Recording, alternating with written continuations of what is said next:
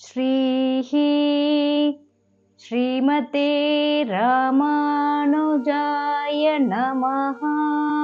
ஸ்ரீமத் வரவர முனையே நமஹ. ஸ்ரீ ஸ்ரீனிவாச மகாகுரவே நமஹ.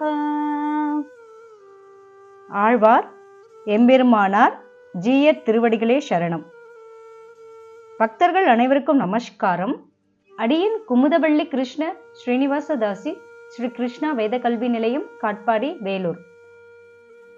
ஸ்ரீ விஷ்ணு சஹஸ்ரநாம ஸ்தோத்திரம் பாராயணம் பொருளுடன் சேர்ந்து கற்றுக்கொள்வோம் வாருங்கள் என்ற பகுதியினுடைய தொடர்ச்சி.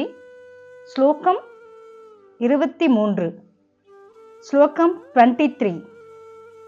குருர் குருதமோ தாம சத்ய சத்ய பராக்கிரமஹ நிமிஷோ நிமிஷஸ்ரக்வி வாசஸ்பதிருதாரதீஹி. குருர் குருத்தமோ தாம சத்ய சத்ய பராக்கிரமஹ நிமிஷோ நிமிஷஸ் ஸ்ரக்வி வாசஸ்பதி ருதாரதீஹி. இந்த 23வது ஸ்லோகத்திற்கான மிக எளிய விளக்கம். நம் அஞ்ஞானத்தை போக்கும் ஆதிகுரு பரமாச்சாரியான் குரு குருத்தம, நமக்கு இருப்பிடமாய் உள்ள விஸ்வரூபன் தாம, உண்மையின் உருவமாய் இருப்பவன் சத்ய, சத்தியமான தர்மத்தை நிலைநாட்டும் அபார சக்தி உடையவன் சத்ய பராக்கிரம, கண்மூடி திருப்பார்கடலில் யோகம் செய்பவன் நிமிஷ, கண்மூடி இருந்தாலும் எல்லாவற்றையும் பார்ப்பவன் அநிமிஷ, அடியார்களை காக்க விரதம் பூண்டவன் ஸ்ரக்வி, வேதங்களை அருளி கல்விக்கு அதிபதியாய் உள்ளவன் வாசஸ்பதி, எல்லையில்லாமல் கொடுப்பவன் உதாரதி. இதுவே இந்த 23வது ஸ்லோகத்திற்கான மிக எளிய விளக்கமாகும். அடுத்து ஒவ்வொரு சொல்லுக்கும் உண்டான மிக நீண்ட விளக்கத்தை தற்போது பார்க்கலாம்.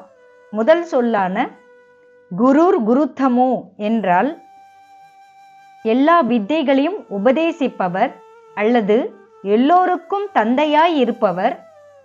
குருர் குருத்தம என்பது ஒரே நாமம். எல்லா வித்தைகளையும் பிரம்மா முதலானவர்களுக்கும் உபதேசித்த பரமாச்சாரியார், பரமகுருவாய் விளங்குபவர். பிரம்மனுக்கே உபதேசித்தபடியால் ஆச்சாரியனுக்கே ஆச்சாரியன் ஆனவர். பிரமன் முதலானவர்களுக்கும் எல்லா கல்விகளையும் உபதேசித்தவர். எல்லா அறிவுக்கும் ஆசிரியராக இருப்பவர். குரு என்றால் ஆசிரியர். குருத்தம என்றால் குருவுக்கெல்லாம் குரு, மிக சிறந்த ஆசிரியர். குரு என்றால் சகல வித்தைகளையும் உபதேசம் செய்பவர். குருத்தம என்றால் முக்தி நிறை உபதேசிக்கும் குருவாய் விளங்குபவர். எல்லையற்ற பகவான் மட்டுமே வேதங்களின் ஆசிரியரும் அறிபவருமாக இருப்பதால் அவர் அனைத்து ஆன்மீக ஆய்வுகளிலும் ஆசிரியர் ஆவார். ஆத்மா ஒளியாக இருப்பதால் ஆசிரியரில் உள்ள அறிவையும் பேசும் திறனையும் இந்த மகத்தான உண்மையை கேட்க புரிந்து கொள்ள மாணவரிடம் உள்ள திறனையும் ஒளிரச் செய்கிறார். அறிவு எங்கு மாற்றப்பட்டாலும் அவரே ஆசிரியர். குரு என்பவர் ஆசிரியர். குருத்தம என்றால் மிக சிறந்த ஆசிரியர். அறிவால் ஈர்க்கப்பட்டு படைப்பாளரான பிரம்மாவை 4 வேதங்களின் அறிவில் ஈடுபடுத்தியவர். இதனையே ஸ்வேதாஸ்வர உபனிஷத் 6வது அத்தியாயம் 18வது ஸ்லோகத்தில் முதலில் படைப்பாளரை பிரம்மாவை படைத்து அவருக்கு வேதங்களை வழங்கியவர் மகாவிஷ்ணு, அவரே குருக்களில் சிறந்தவர் என்று எடுத்துரைக்கிறது. எல்லா வித்தைகளையும் உபதேசிப்பவர், எல்லோருக்கும் தந்தையாய் இருப்பவர் குரு என்றால் பிரம்மாதிகளுக்கும் பிரம்ம வித்யா சம்பிரதாயத்தை பிரவருத்திப்பித்தவர். அனைத்து ஆச்சாரியர்களிலும் மேம்பட்டு உள்ள ஆச்சாரியனாக உள்ளவன். அனைத்து வித்தைகளையும் அளிக்க வல்ல ஆச்சாரியனாக உள்ளதால் பரமாச்சாரியன் ஆவான். அனைத்து ஆச்சாரியர்களிலும் மேம்பட்ட ஆச்சாரியனாக உள்ளதால் பரமாச்சாரியன் ஆகிறான். அனைவரையும் விட உயர்ந்த குரு, அவனே பூஜிக்கத்தக்க உயர்ந்த குருவாக உள்ளான் என்று பகவத்கீதையில் 11வது அத்தியாயம் 43வது ஸ்லோகத்தில் பூஜ்யச்ச குரு கரியான், அனைவரையும் விட மேம்பட்ட பூஜிக்கத்தக்க குருவாக நீயே உள்ளாய் என்று கூறுவதிலிருந்து தெரிந்து கொள்ளலாம். இந்த சொல்லிலிருந்து பகவான் மகாவிஷ்ணுவின் மத்ஸ்ய அவதாரம் குறிப்பிடப்படுகின்றது. அடுத்த சொல்லான தாம என்றால் ஒளியாய் இருப்பவர் அல்லது விரும்பினவற்றுக்கெல்லாம் இருப்பிடமாய் இருப்பவர். சராசரங்களின் வித்துக்களை படகில் தாங்கி நடத்தியவர், சித் அசித்துக்களுக்கு இருப்பிடமானவர். தாம என்றால் இலக்கு, உயிரினங்கள் அனைத்திற்கும் இருப்பிடமாக இருப்பவன். தாமா என்றால் உச்ச இலக்கு, அதை அடைந்த பிறகு அதற்கு மேல் அடைய எதுவும் இல்லை. ஒரு முழுமையான பரிபூரண நிலை, சிகரம். சமஸ்கிருதத்தில் இந்த தாமா என்ற வார்த்தைக்கு பிரகாசம், தேஜஸ் என்று பொருள். அனைத்து அனுபவங்களின் வெளிச்சமாக, தூய உணர்வு, அனைத்து ஒளிகளின் ஒளியாக கருதப்பட்டு மகிமைப்படுத்தப்படுகிறார் பகவான் விஷ்ணு. இவ்வாறு ஒளியாய் இருப்பவர் பிரளயத்தின் போது அழிந்து விடுகின்ற அனைத்து சராச்சரங்களின் விதைகளுக்கு வித்தாக உள்ள பூமி என்ற கப்பலை வழி நடத்துபவர், அனைத்திற்கும் அண்டும் இடமாக உள்ளவர், இருப்பிடமானவன், எல்லாவற்றையும் தாங்கி ரட்சிப்பவன். மது என்ற பக்தனிடம் ஒரு ஓடத்தில் உலகத்து பொருள்கள் எல்லாவற்றின் வித்துக்களையும் வைத்து பிரளய சமுத்திரத்தில் மீனாக தோன்றும் தனது கொம்பில் கட்டிவிடச் சொன்னவன். அப்படியே அந்த ஓடத்தை சேதமாகாமல் ஓட்டி எந்த ஜீவராசியும் நாசமாகாமல் இருப்பிடம் தந்து ரட்சித்தவன். அடுத்த சொல்லான சத்திய என்றால் பிரளயத்தில் தன்னை சரணடைந்த மனு முதலானவர்களுக்கு உண்மையானவர், சத்தியமே வடிவாகியவர், உண்மையாக இருப்பவர், அடியார்களுக்கு நல்லவன். பிரளய காலத்தில் தன்னை அண்டி நின்ற மனு உள்ளிட்ட அனைத்து சத்புருஷர்களுக்கும் நன்மை அளித்தவன். இதனால் சத்திய என்ற திருநாமம் பெற்றான். அடுத்த சொல்லான சத்திய பராக்கிரம என்றால் சத்புருஷர்கள் விஷயத்தில் இவன் உண்மையான தீர செயல்களை செய்தான் என்று பகவானின் பராக்கிரமத்தை எடுத்து சொல்கிறது இந்த திருநாமம். மனுவினிடத்தில் தன் பராக்கிரமத்தை காட்டினவர், உண்மையிலேயே ஒரு ஹீரோவாக இருப்பவர், வஞ்சனையற்ற ஆற்றல் உடையவன், டைனமிக் ட்ரூத் என்பார்களே அதுபோல பகவான் சத்திய பராக்கிரம வடிவினன், உண்மையான சக்தி உள்ளவர், மனு முதலான சாதுக்கள் விஷயத்தில் தம்முடைய சக்தியை வீண் போகாமல் செய்தவர், வீண் போகாத பராக்கிரமம் உடையவர். அடுத்த சொல்லான நிமிஷ என்றால் யோக நித்திரையில் கண்களை மூடி இருப்பவர், சாதுக்களுக்கு விரோதிகளிடத்தில் கடாட்சத்தை செலுத்தாதவர், அதாவது பகைவர்களுக்கு அருள் புரியாமல் கண்களை மூடி இருப்பவர், பாகவத விரோதிகளுக்கும் அருள் புரியாதவன், தன்னை அண்டிய சத்புருஷர்களுக்கு பகைவர்களாக உள்ளவர்களை பார்க்காமல் உள்ளவன். இதனால் நிமிஷ என்ற திருநாமம் அடைந்தான்.